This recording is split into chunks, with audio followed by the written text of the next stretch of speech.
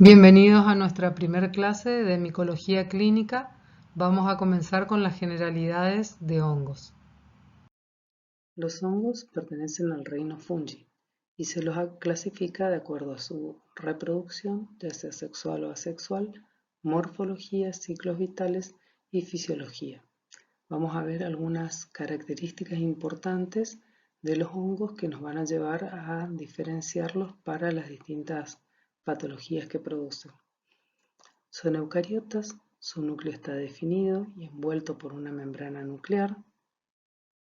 Tienen una membrana celular compuesta por lípidos, glucoproteínas y esteroles. Los esteroles son prácticamente todo ergosterol, que se diferencia a los mamíferos que tienen colesterol. Poseen también aparato de Golgi, ribosomas unidos al retículo endoplásmico, mitocondrias y un citoesqueleto con túbulos y filamentos. Tienen paredes celulares compuestas por quitina, acá vemos la pared celular, quitina, glucanos y mananos, y las células de los mamíferos carecen de pared celular. Las bacterias y vegetales sí las tienen, pero son muy diferentes a los hongos. A diferencia de los vegetales, no tienen clorofila, por lo que no realizan fotosíntesis, obtienen sus nutrientes de la materia orgánica en descomposición, por eso se los denomina saprófitos, degradan organismos muertos.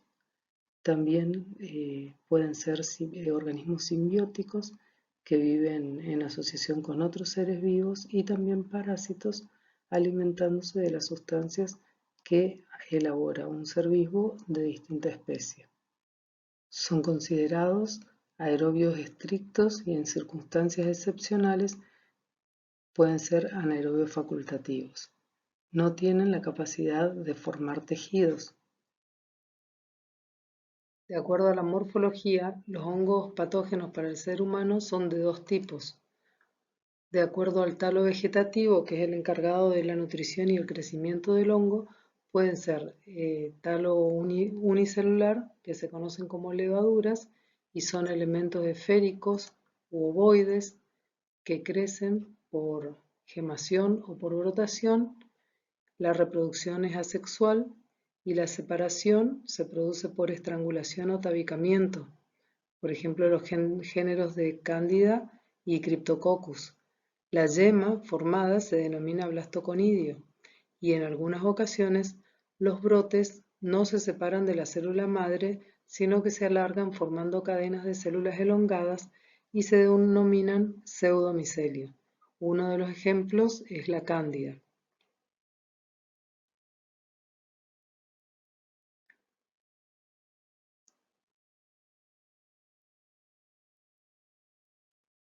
Los hongos morfológicamente más complejos presentan un alargamiento de la célula original a partir del cultivo, va a dar lugar a un tubo por donde fluyen el citoplasma, las organelas y los núcleos, y estos tubos, a medida que se alargan, van produciendo ramas laterales denominadas hifas.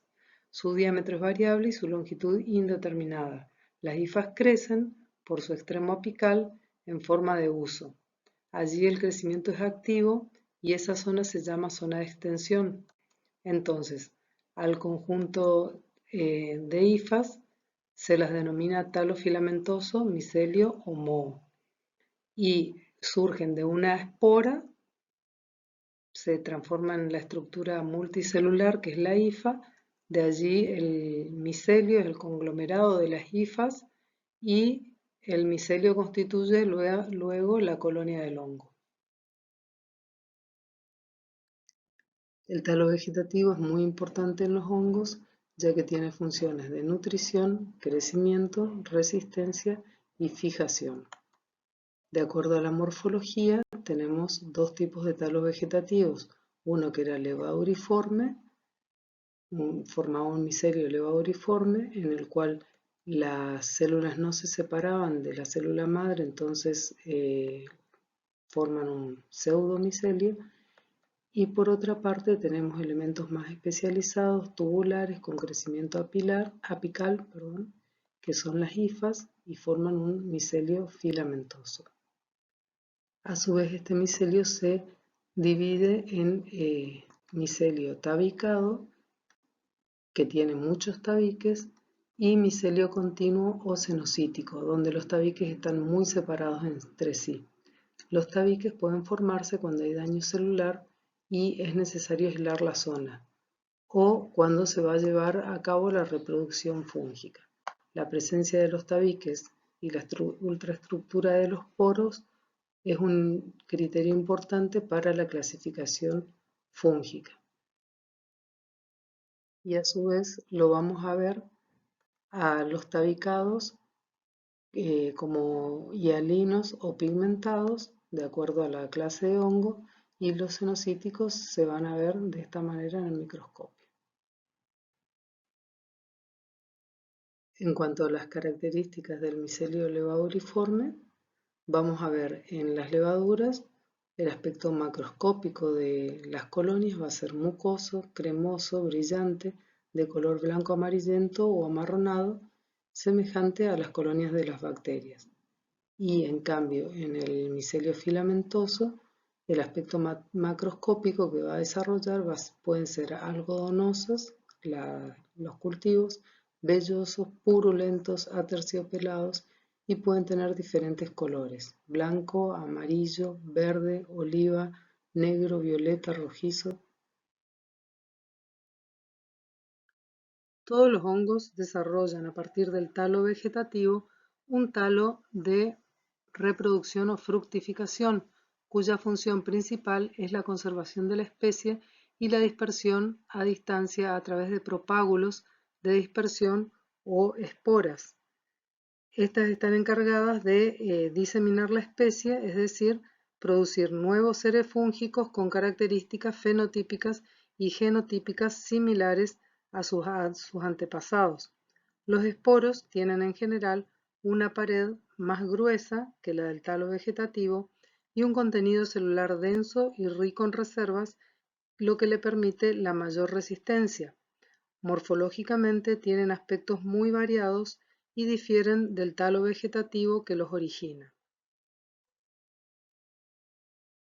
Presentan una reproducción asexuada, que es anamorfa, imperfecta o mitospórica, y una reproducción sexuada, que es la teleomorfa, perfecta o meiospórica. El estadio anamorfo o asexual es el más exitoso para la diseminación y adaptación a diversos hábitats. Pueden ser conidios externos como blastosporos, artrosporos o clamidosporos, que los vamos a ver a continuación, o internos, que son los esporangiosporos y los picnidiosporos. En cuanto a la reproducción sexuada, vamos a tener también, de acuerdo a que si los conidios son externos, vamos a tener basidiosporos, y si son internos, cigosporos o ascosporos. En cuanto a la reproducción asexuada, los núcleos realizan solo mitosis, no hay unión de núcleos y cada individuo es idéntico al progenitor. La ventaja de este tipo de reproducción es el gran número de esporas que se forman, así como la rapidez con la que se lleva a cabo el proceso. Y entonces los esporos asexuados teníamos, por un lado dijimos conidios externos y por otro conidios internos. Con respecto a los conidios externos tenemos blastosporos, que resulta de una brotación o gemación de una hifa o levadura, y el mecanismo es del tipo blástico. Por otro lado, cuando los conidios se producen por la modificación de la hifa preformada, se dice que el mecanismo de conidiación es tipo tálico. En este caso, la conidia joven no comienza a desarrollarse hasta que se ha diferenciado y separado de su progenitora por un tabique. Y los clamidosporos se producen cuando la célula, antes de separarse, se rodea de una membrana gruesa doble. A los conidios internos, producidos a través de esta reproducción asexuada se los denomina genéricamente endosporos. Y tenemos los esporangiosporos, que provienen de un esporangio, que son endosporos del talo vegetativo, cenocítico o continuo, nacen en el interior de un fruto, que es el esporangio, cuya pared se forma por prolongación de la pared celular de la hifa fértil. En el caso del picnidiosporo, provienen del picnidio y presentan un conglomerado de hifas filamentosas. Provienen de hongos tabicados y alinos o pigmentados. La reproducción sexuada de los hongos es fundamentalmente semejante a la de los demás organismos. Implica la fusión de dos núcleos haploides para formar un núcleo diploide que sufre meiosis. Tenemos entonces la unión de dos núcleos con distinta polaridad. Las etapas son plasmogamia, cariogamia, meiosis y mitosis. Muchos hongos tienen dos o más núcleos genéticamente distintos, positivos o negativos, en sus hifas. A estos hongos se los denomina heterocarióticos, a diferencia de los homocarióticos, que poseen un solo tipo de núcleo, todos positivos o todos negativos. Entonces, los esporos sexuados podemos tener externos, que son los basidiosporos. Esta fructificación se puede observar en los hongos macroscópicos, como setas y champiñones. Algunos son de uso culinario y otros pueden producir intoxicación de gravedad variable. También hay algunos hongos microscópicos que se reproducen y producen infecciones humanas pertenecientes a la familia de los Cryptococcus neoformans. Los cigotos son esporos sexuados internos y producen los hongos filamentosos cenocíticos. Son característicos de los mucorales como el género Absidia, Rhizopus y Mucor. Por último tenemos los ascosporos de la familia Ascomycota y requieren de la unión de dos filamentos o levaduras. Sus paredes se fusionan formando un recipiente dentro del cual se realiza la plasmogamia, que es una combinación citoplasmática, y la cariogamia, que es la meiosis seguida de mitosis. El resultado final es un elemento globuloso llamado asco, que tiene células fúngicas, que son los ascosporos, en número par ilimitado. Y el número total de ascos varía entre 4 y 32. La mayoría de los hongos desarrollan dando el mismo tipo de talo, ya sea en los tejidos que parasitan como en el medio ambiente externo donde crecen. Pero existen varios agentes micóticos que escapan a esta regla y son los llamados hongos dimórficos. Crecen en forma saprofítica en el medio ambiente a temperatura de 25 a 28 grados en medios pobres y forman un hongo filamentoso micelial. Y esta es la forma en que el hongo a su vez se encuentra en la naturaleza. Por otro lado tenemos la forma parasitaria, que es la forma en la que se encuentra en el huésped, y la forma es levaduriforme.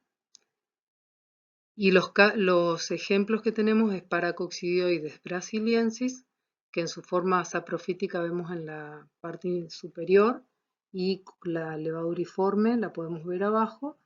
También tenemos el Histoplasma capsulatum, que su forma saprofítica es la figura del medio, arriba, y abajo vemos la forma que veríamos en el microscopio, la forma levaduriforme.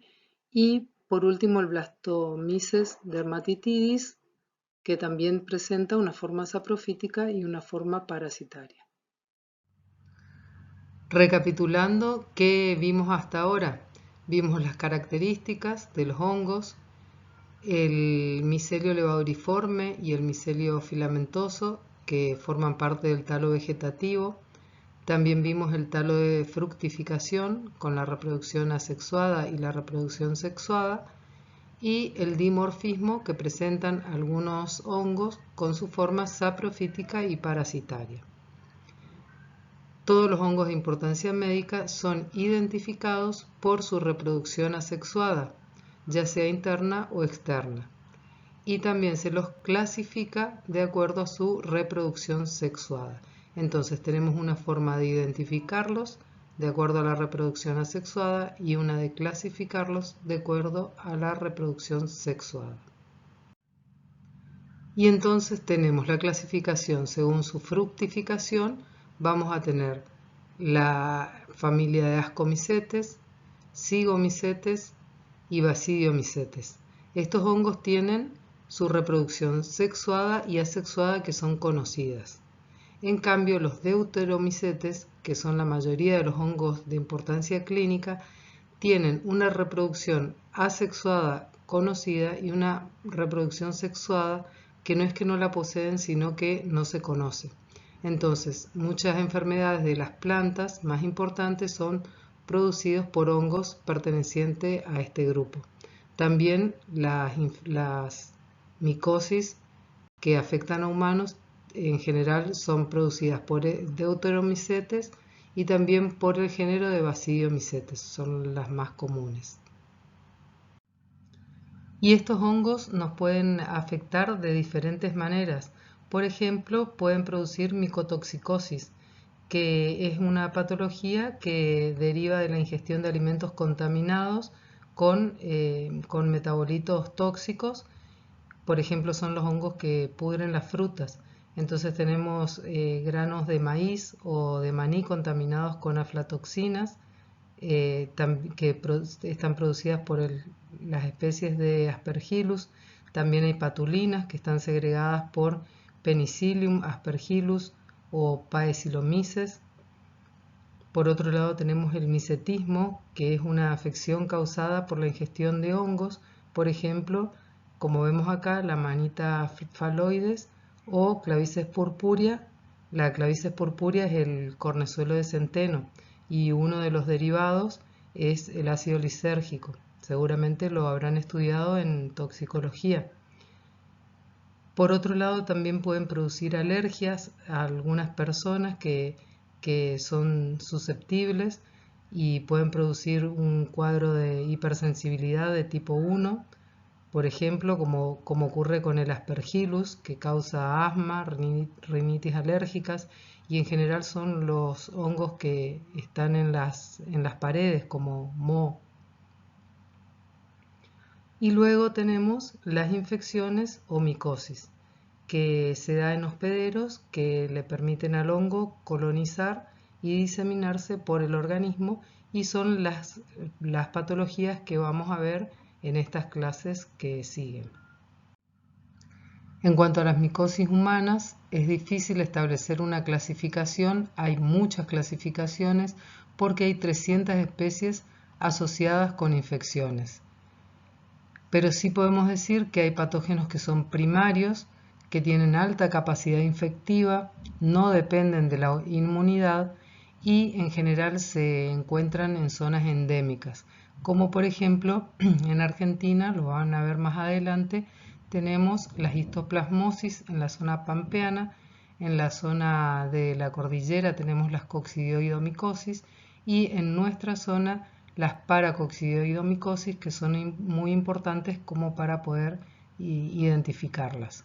Por otro lado, tenemos patógenos oportunistas, que son hongos ambientales, no tienen gran virulencia y afectan a personas inmunocomprometidas, como personas que tienen tratamientos de corticoides y personas con SIDA, y afectan principalmente debido a las esporas de los hongos.